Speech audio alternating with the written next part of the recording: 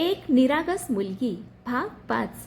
वाड्याच्या त्या अंधाऱ्या खोलीत मृत्यूसारखी शांतता पसरली होती। विक्रमच्या हातात बंदूक होती आणि ती थेट आर्याच्या दिशेने रोखलेली। आर्याच्या डोळ्यात भीती स्पष्ट दिसत होती। रघुनाथ काका थरथरत ओरडले, नको विक्रम, पुन्हा एक पाप करू नकोस। पण विक्रमच्या चेहऱ्यावर आता फक्त सूड दिसत होता। खूप उशीर झालाय काका, तो थंड आवाजात म्हणाला। या कहाणीचा शेवट आता इथेच होणार। आरव हळूहळू आर्याच्या समोर उभा राहिला। बंदूक खाली ठेव विक्रम। विक्रम हसू लागला। का, तुला भीती वाटते? आरवच्या डोळ्यात राग जळत होता।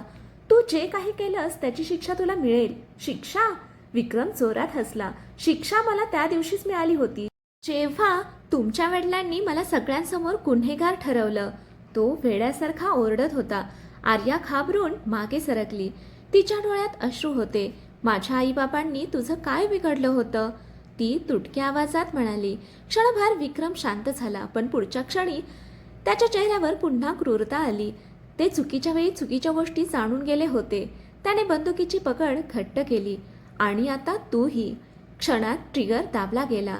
थाड, आर्या, आरव जोरात ओरडला आणि क्षणाचाही विचार न करता तिच्या समोर आला। गोळी थेट आरवच्या खांद्यात लागली। रक्त उडालं। आर्या किंचाळली, आरव। आरव वेदनेने खाली गुडघ्यावर बसला। त्याच्या शर्टवर रक्त पसरू लागलं। आर्याच्या डोळ्यात भीती आणि धक्का एकाच वेळी उतरला। नाही नाही, ती रडत त्याच्या जवळ बसली। तुम्ही असं का केलं? आरव वेदनेतही हलकसं हसला। तुला काही होऊ देऊ शकत नव्हतो। त्या एका वाक्याने आर्याचं हृदय तुटलं। तिच्या डोळ्यातून अश्रू सतत वाहत होते। विक्रम पुन्हा बंदूक उचलणार इतक्यात रघुनाथ काकांनी मागून त्याच्यावर खुर्ची फेकली। विक्रमचा तोल गेला। बंदूक खाली पडली। आरव, बंदूक उचल, रघुनाथ काका ओरडले।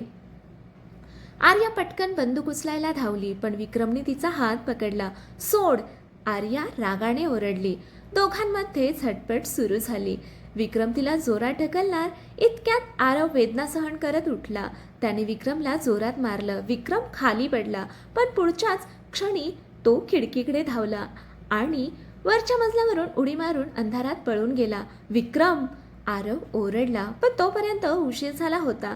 वाड्यात पुन्हा शांतता पसरली। फक्त आरवच्या वेदनेने भरलेल्या श्वासांचा आवाज। आर्या रडत त्याच्या जवळ बसली। तुम्हाला खूप रक्त जातंय। तिचे हात थरथरत होते। आरवने हळूच तिचा हात पकडला। तू सुरक्षित आहेस ना? मग बाकी काही महत्वाचं नाही। आर्या जोरात रडू लागली। मी तुम्हाला गमवू शकत नाही, तिच्या तोंडून नकळत बाहेर पडलं। क्षणभर दोघेही शांत झाले। आरवने तिच्याकडे पाहिलं। त्याच्या डोळ्यात वेदनेसह प्रेम स्पष्ट दिसत होतं। मग दूर जाऊ नकोस माझ्यापासून। त्या क्षणी आर्याला तिच्या मनातलं सत्य समजलं। ती आरववर मनापासून प्रेम करू लागली होती। पण त्याच वेळी खाली वाड्याबाहेर एका गाडीचा आवाज आला।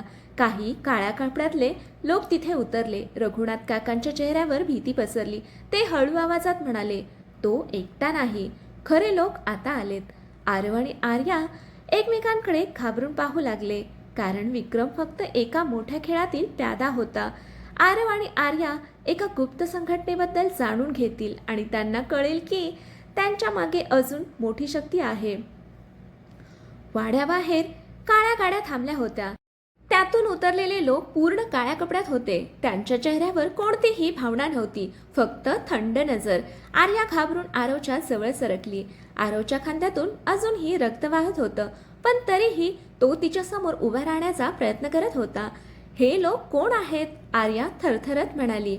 रघुनाथ काका भीतीने कुजबुजले। ब्लॅक सर्कल, ब्लॅक सर्कल, आरवच्या कपाळावर आठ्या पडल्या। रघुनाथ काका हळू आवाजात म्हणाले, एक गुप्त संघटना ज्यांचं काम आहे पुरावे, माणसं आणि सत्य कायमचं गायब करणं। क्षणात वातावरण आणखी भयानक झालं। खाली जिन्यांवरून बुटांचे आवाज येऊ लागले, टक टक टक। कोणीतरी वर येत होतं। आर्या पूर्ण घाबरली। आता काय करू आपण? ती रडत म्हणाली। आरवने आजूबाजूला पाहिलं। खोलीच्या मागे एक जुना लाकडी दरवाजा होता। काका, दुसरा रस्ता आहे का इथून? त्याने घाईने विचारलं। रघुनाथ काकांनी मान हलवली। त्या दरवाजामागे एक गुप्त मार्ग आहे, पूर्वी वाड्यातून पळण्यासाठी वापरायचे। आरवने लगेच आर्याचा हात पकडला। चल। पण तेवढ्यात मुख्य दरवाजा जोरात उघडला। धाड, 4 माणसं बंदुका घेऊन आत घुसली. त्यांच्या मागून एक उंच माणूस आत आला.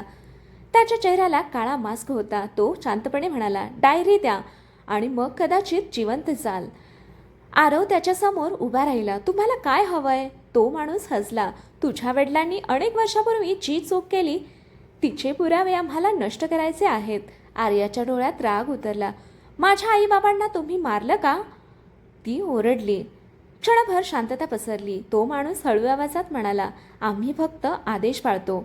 ते उत्तर ऐकून आर्याचं मन संतापाने भरलं. इतक्यात त्या माणसाची नजर आरवच्या जखमेवर गेली. तू जास्त वेळ उभा राहू शकणार नाहीस. पण आरव अजूनही ठाम होता. जोपर्यंत मी जिवंत आहे आर्याला काही होऊ देणार नाही. त्या क्षणी आर्याच्या डोळ्यात पुन्हा अश्रू आले. ती त्याच्याकडे पाहत राहिली. एवढ्या संकटातही तो फक्त तिचा विचार करत होता. अचानक खाली पोलिसांच्या सायरनचा आवाज ऐकू आला. सगळे दचकले.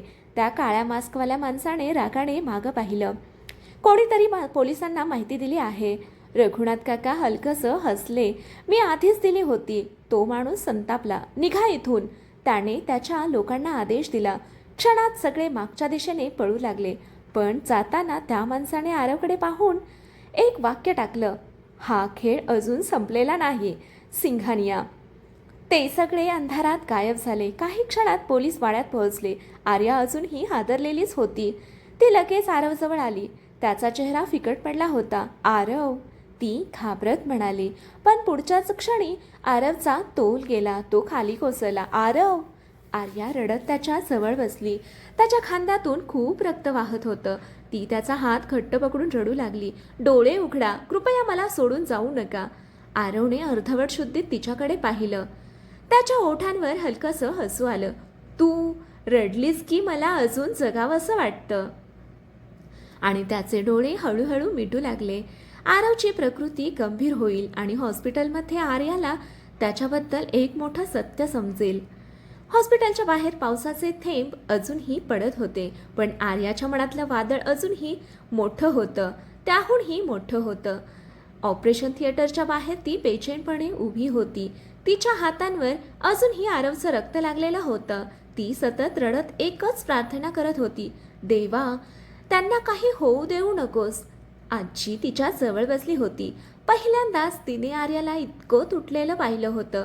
बाळा, शांत हो, आजी हळू आवाजात म्हणाली. पण आर्या स्वतःला सावरू शकत नव्हती. आजी, त्यांना काही झालं तर? ती रडत म्हणाली, माझ्यामुळे ते इतक्या संकटात अडकले. आजीने तिचा चेहरा हातात घेतला. नाही ग, जे नातं मनापासून जुळतं ना ते संकटामुळे तुटत नाही, उलट अजून घट्ट होतं. आर्या काही क्षण शांत झाली. कारण आता ती स्वतःपासूनही लपू शकत नव्हती. ती आरववर जीवापाड प्रेम करू लागली होती. इतक्यात ऑपरेशन थिएटरचा दरवाजा उघडला. डॉक्टर बाहेर आले. आर्या धावत त्यांच्या जवळ गेली. डॉक्टर, ते ठीक आहेत ना? डॉक्टर गंभीर आवाजात म्हणाले, गोळी खांद्याजवळ लागली आहे, खूप रक्त गेलंय, पण सध्या ते धोक्याबाहेर आहेत. आर्याच्या डोळ्यात पुन्हा अश्रू आले. पण यावेळी ते दिलासाचे होते. ती हळूच भिंतीला टेकून उभी राहिली. धन्यवाद देवा. तेवढ्यात हॉस्पिटलच्या कॉरिडॉरमध्ये काही लोक आले. सूटबूट घातलेले श्रीमंत दिसणारे लोक. त्यांच्यामध्ये एक कडक चेहऱ्याचे व्यक्ती होते, राजेंद्र सिंघानिया, आरवचे वडील. त्यांची नजर थेट आर्यावर थांबली. आर्या घाबरली. तिला वाटलं ते माझा तिरस्कार करतील. राजेंद्र काही क्षण तिच्याकडे पाहत राहिले. मग शांत आवाजात म्हणाले, तूच आर्या आहेस? तिनं हलकसं मान हलवली. क्षणभर शांतता पसरली आणि पुढच्या क्षणी राजेंद्रांनी जे केलं ते पाहून सगळेच थक्क झाले. ते तिच्यासमोर हात जोडून उभे राहिले. आर्या हादरली. मला माफ कर. तिच्या डोळ्यात आश्चर्य उतरलं. राजेंद्रांचा आवाज थरथरत होता. माझ्या भीतीमुळे, माझ्या शांत राहण्यामुळे तुझ्या कुटुंबावर अन्याय झाला. आर्याच्या डोळ्यात पाणी आलं.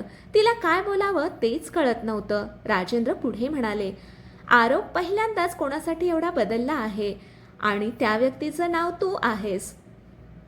हे ऐकून आर्याचं हृदय भरून गेलं. इतक्यात एक नर्स बाहेर आली. पेशंटला शुद्ध आली आहे. आर्या क्षणाचाही विचार न करता आत धावली. रूममध्ये आरव शांतपणे पडला होता. त्याच्या हाताला सलाईन, खांद्यावर पट्टी. पण त्याने डोळे उघडताच पहिली नजर आर्यावर गेली. त्याच्या ओठांवर हलकंसं हसू आलं. तू ठीक आहेस ना? आर्या रडतच त्याच्या जवळ बसली. स्वतःची काळजी नाही का तुम्हाला? ती म्हणाली. आरव हळू आवाजात म्हणाला, तू सुरक्षित असलीस की मला काही होत नाही. आर्याचे अश्रू थांबत नव्हते. तिने पहिल्यांदाच त्याचा हात घट्ट पकडला. मला पुन्हा कधी असं घाबरवू नका. त्या क्षणी दोघांच्या नजरेतलं प्रेम स्पष्ट दिसत होतं. पण त्याच वेळी हॉस्पिटलच्या बाहेर एका काळ्या गाडीत कोणीतरी बसलं होतं. त्याच्या हातात मोबाईल होता. स्क्रीनवर आर्या आणि आरवचा फोटो दिसत होता. तो व्यक्ती हळूच म्हणाला, भावना हीच त्यांची सर्वात मोठी कमजोरी आहे. आणि त्याने एक मेसेज पाठवला, फेज सेकंड सुरू करा. आर्या आणि आरवचं नातं आणखी जवळ येईल, पण त्याच वेळी त्यांच्या विरोधात एक नवीन आणि अधिक धोकादायक शत्रू समोर येईल. 2 दिवसांनी आरवची प्रकृती आता थोडी सुधारली होती. हॉस्पिटलच्या खोलीत शांत वातावरण होतं. खिडकीतून सकाळचा हलका सूर्यप्रकाश आत येत होता. आर्या खिडकीजवळ उभी होती. तिच्या चेहऱ्यावर अजूनही काळजी स्पष्ट दिसत होती. ती मागे वळून पाहते तर आरव तिच्याकडेच पाहत होता. इतकं काय बघताय? ती हलकसं हसत म्हणाली. आरवही मंद हसला. पहिल्यांदाच मनाला शांत वाटतंय म्हणून. आर्याचं हृदय पुन्हा धडधडलं. ती नजर चुकवत म्हणाली, डॉक्टरांनी जास्त बोलायचं नाही सांगितलंय. मग तू इथे बस, मी फक्त बघत राहीन. त्या वाक्यावर आर्या नकळत लाजली. आजी दरवाजाजवळ उभी राहून हे सगळं पाहत होती. तिच्या चेहऱ्यावर अनेक दिवसांनी समाधान दिसत होतं. कारण तिला जाणवत होतं, या दोघांचं नातं आता फक्त काळजीपुरतं उरलेलं नव्हतं. थोड्या वेळाने राजेंद्र सिंघानिया आत आले. त्यांच्या हातात काही फाईल्स होत्या. त्यांचा चेहरा गंभीर दिसत होता. आरव, आपल्याला बोलायचं आहे. आर्या लगेच उठली. मी बाहेर जाते. नाही, राजेंद्र शांतपणे म्हणाले. हे तुलाही माहीत असणं गरजेचं आहे. आर्या गोंधळली. राजेंद्रांनी फाईल टेबलवर ठेवली. ब्लॅक सर्कल फक्त एक छोटा कट नाही, त्यांचं नेटवर्क खूप मोठं आहे. आरव सावध झाला. राजेंद्र पुढे म्हणाले, वर्षांपूर्वी कंपनीचे गैरव्यवहार होत होते. त्यामागे काही मोठे लोक होते. विक्रम फक्त त्यांच्यासाठी काम करत होता. आर्याचा श्वास अडकला. म्हणजे खरा मास्टरमाइंड अजूनही बाहेर आहे? राजेंद्रांनी गंभीरपणे मान हलवली. आणि आता त्यांचं पुढचं लक्ष तुम्ही दोघं आहात. क्षणात खोलीत शांतता पसरली. आरवने फाईल उघडली. त्यात काही फोटो होते. काही मोठे बिझनेसमन, राजकारणी आणि त्यांच्या गुप्त मीटिंगचे फोटो. आरवच्या कपाळावर आठ्या पडल्या. हे सगळे लोक, राजेंद्र हळू आवाजात म्हणाले, यांच्यापैकी कोणीतरी ब्लॅक सर्कलचा खरा प्रमुख आहे. आर्या भीतीने म्हणाली, पण ते आपल्या मागे का आहेत अजूनही? राजेंद्र तिच्याकडे पाहत म्हणाले, कारण तुझ्या आईच्या डायरीत अजून एक गुप्त माहिती होती, जी त्यांना उघड होऊ द्यायची नाही. आरव चकित झाला. पण डायरीचं ते पान तर जळालं. पूर्ण नाही, राजेंद्र मध्येच म्हणाले. त्यांनी खिशातून एक छोटासा पेन ड्राईव्ह बाहेर काढला. तुझ्या वडिलांनी मृत्यूपूर्वी काही पुरावे डिजिटल स्वरूपात सेव्ह केले होते. आर्या अवाक झाली. म्हणजे सत्य अजूनही जिवंत आहे? राजेंद्र म्हणाले, हो, आणि म्हणूनच तुम्हा दोघांचा जीव धोक्यात आहे. इतक्यात अचानक हॉस्पिटलची लाईट्स बंद झाल्या. संपूर्ण खोली अंधारात बुडाली. आर्या घाबरून आरवच्या जवळ आली. कॉरिडॉरमध्ये लोकांच्या किंचाळण्याचे आवाज येऊ लागले. काय झालं? आरव सावध झाला. तेवढ्यात दरवाजा हळूहळू उघडला. अंधारातून काळ्या कपड्यातली एक सावली आत आली. त्याच्या हातात बंदूक होती आणि त्याने ती थेट राजेंद्र सिंघानियांच्या दिशेने रोखली. पेन ड्राईव्ह द्या, नाहीतर पुढची गोळी थेट त्यांच्या डोक्यात जाईल. आर्या घाबरून किंचाळली. नाही. पुढील भागात हॉस्पिटलमध्ये पुन्हा जीवघेणा हल्ला होईल आणि आर्या पहिल्यांदाच स्वतःचा जीव धोक्यात घालून आरवचं रक्षण करेल.